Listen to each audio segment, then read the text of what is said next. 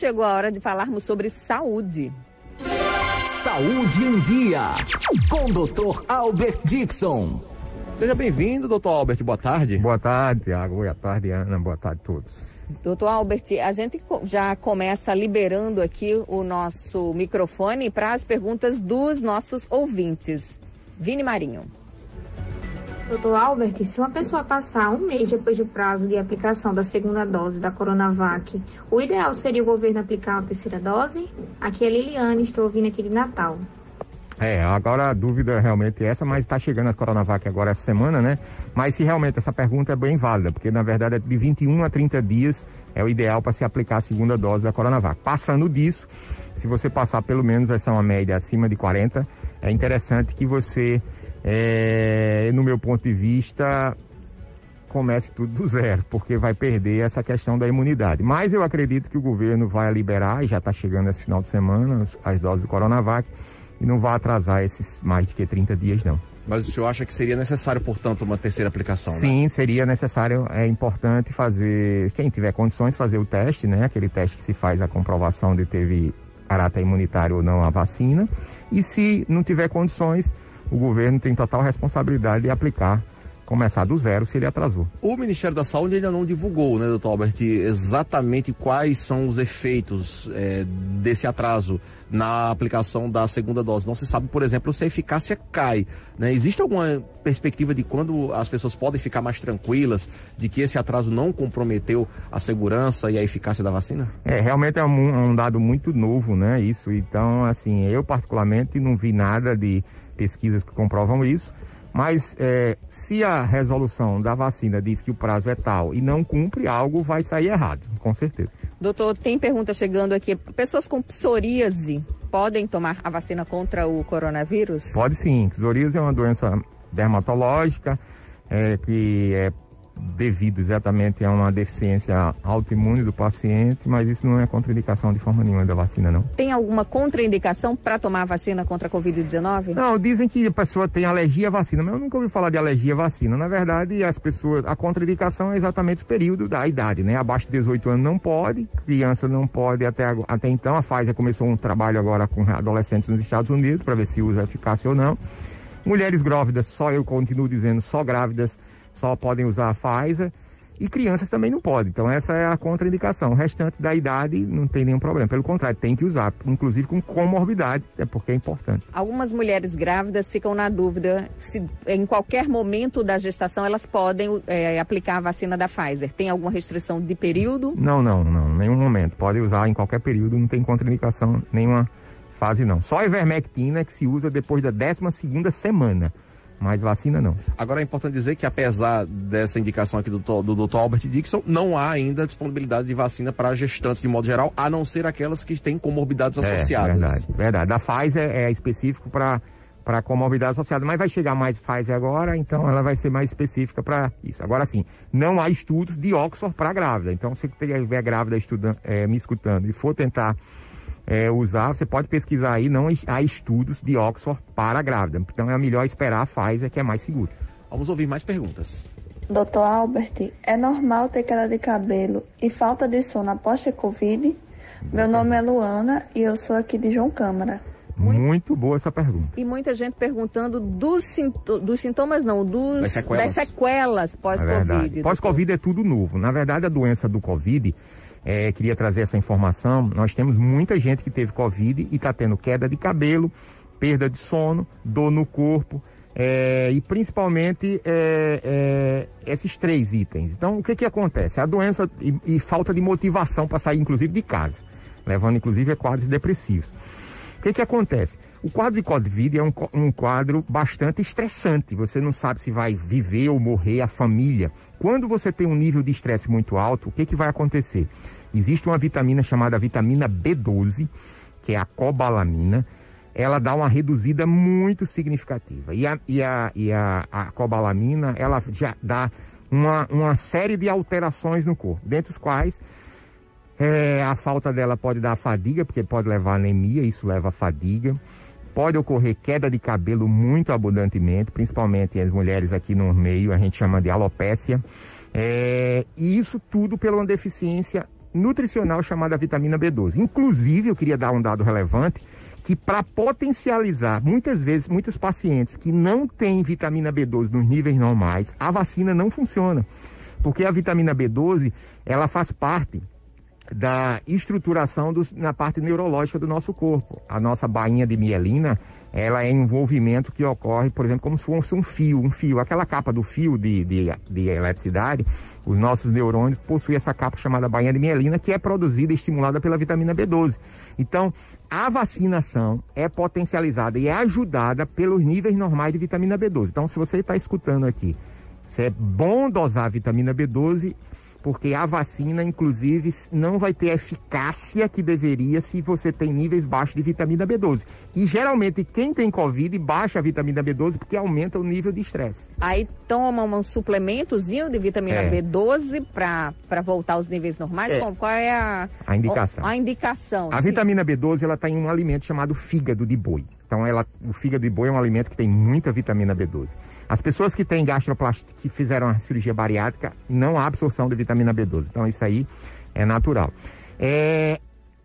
A levedura de cerveja, não é a cerveja. A levedura de cerveja, que é um pó e um comprimido, é um suplemento importantíssimo do complexo B, de vitamina B12. Então, os pacientes que chegam a mim, eu estimulo a comer fígado. Quem não pode comer fígado, vai tomar esse suplemento de levedura de cerveja, não é cerveja. Portanto, não é pra sair tomando cerveja. Não.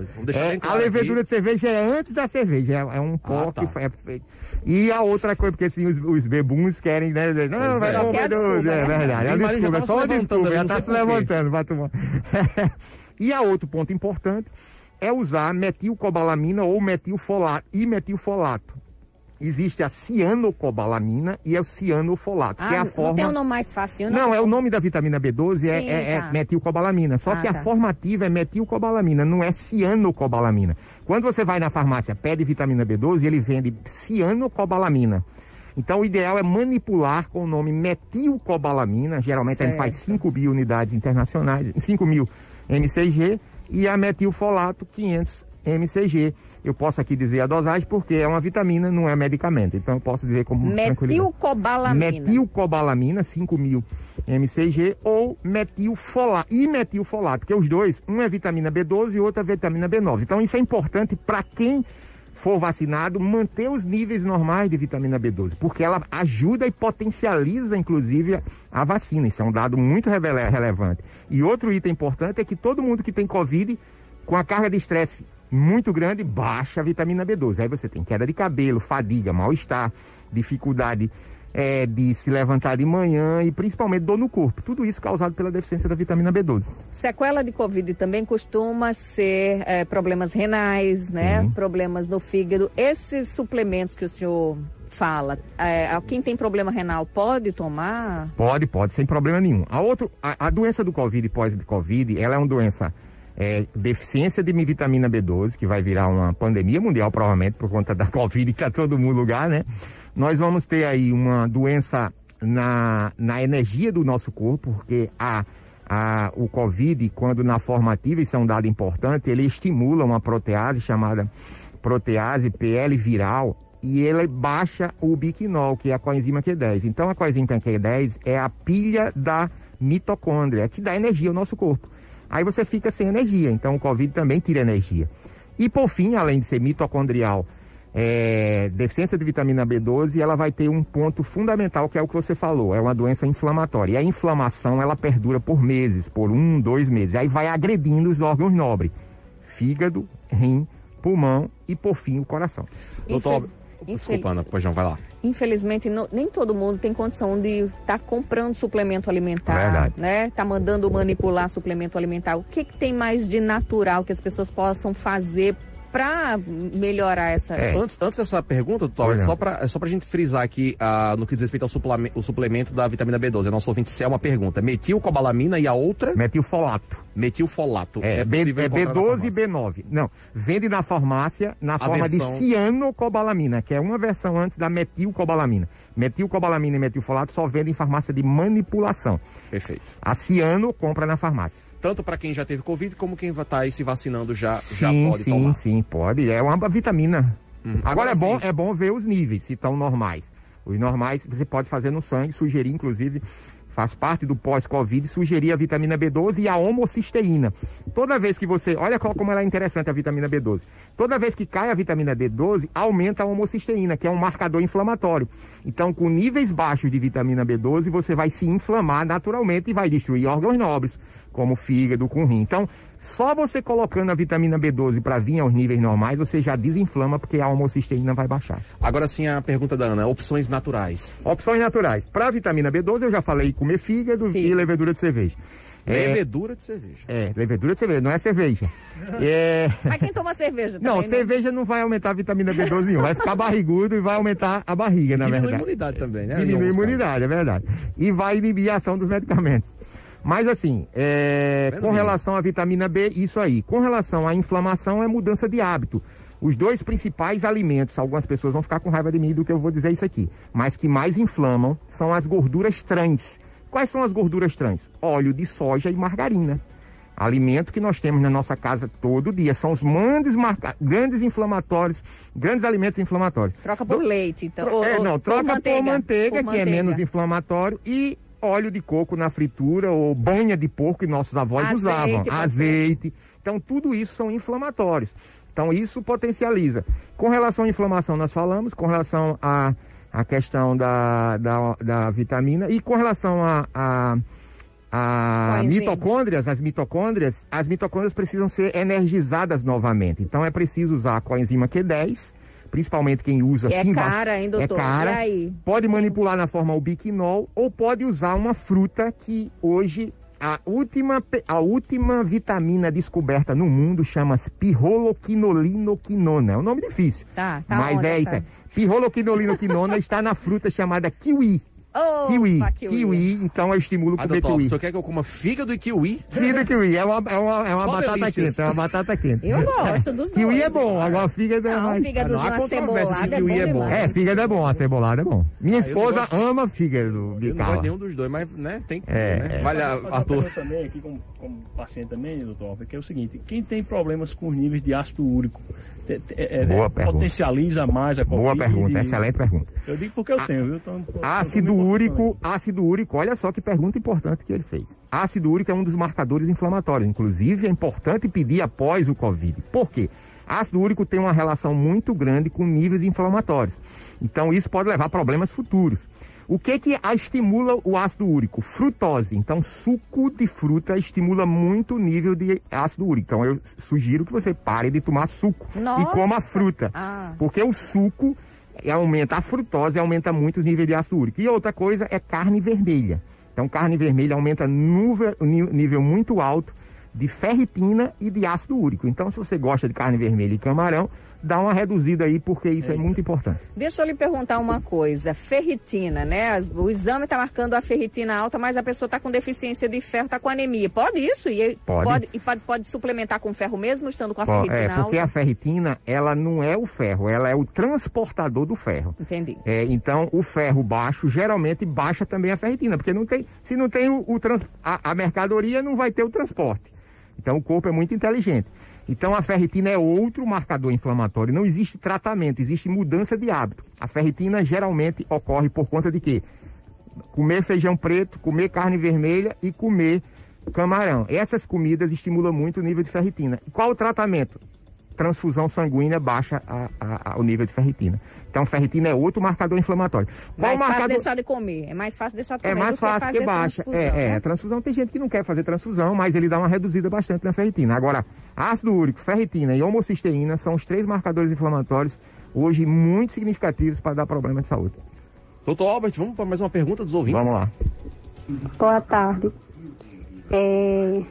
Eu tenho púrpura, trombocitopenia idiopática. Faço acompanhamento no Hemonorte há mais de 10 anos. Perguntei ao meu médico se eu poderia tomar essa vacina e ele não me deu segurança para eu tomar. E eu trabalho na saúde também. E até agora eu não tomei a vacina porque eu fiquei com receio. Eu estou com receio, eu tenho medo de tomar e acontecer alguma coisa, porque meu problema é imunológico. Então eu gostaria de saber se eu posso tomar essa vacina. Eu não entendi, não. Púrpura trombocitopenia, ela tem uma doença hematológica, na verdade, púrpura. Certo. Na verdade, ela é o médico dela, você vê, o médico dela, hematologista, provavelmente dá em dúvida. Mas assim, o que eu sugiro? Não tem nada que proíba, na verdade. Se proibisse, teria uma lista lá do Plano Nacional de Imunização. Não tem nada que se proíba. Agora sim, ela tem que ver que as plaquetas, todo esse processo da hematológica tem que estar aparentemente normais para ser vacinado, né? Não vá fazer com alterações não, que pode correr, inclusive, um problema. Então, os níveis normais, se estiverem normais, não há contraindicação. Doutor, Luciana Maia está perguntando, o feijão verde é ruim para ácido úrico? Não, só o preto. Só o preto. Na verdade, o preto ácido úrico, na verdade, são dois problemas. É frutose, sucos de frutas, você pode comer fruta, e carne vermelha. Feijão verde não vai alterar nada, não. Tô gostando das suas dicas hoje não, doutor Albert. Você quer que eu coma fígado, kiwi, pare de comer feijão preto e o que de camarão. Agora, eu só não entendo porque a gente pode comer a fruta e não pode passar a fruta no liquído e ficar doido e transformar aquilo no suquinho. Eu vou explicar agora. Um dos grandes maus que a sociedade fez foi a criação de um liquidificador e de uma peneira. Por quê? Porque ele tira o que há de melhor na fruta, que é a fibra. A fibra impede a absorção dos males, do ácido úrico. Então, você quando come uma laranja com a fibra, é show de bola. Agora, quando você faz o suco, você vai tirar só a frutose e não vai colocar a fibra. Perfeito. Doutor, nosso tempo já está estourando, mas vamos só para mais uma. Doutor Albert, boa tarde. Eu tomei as 2 doses.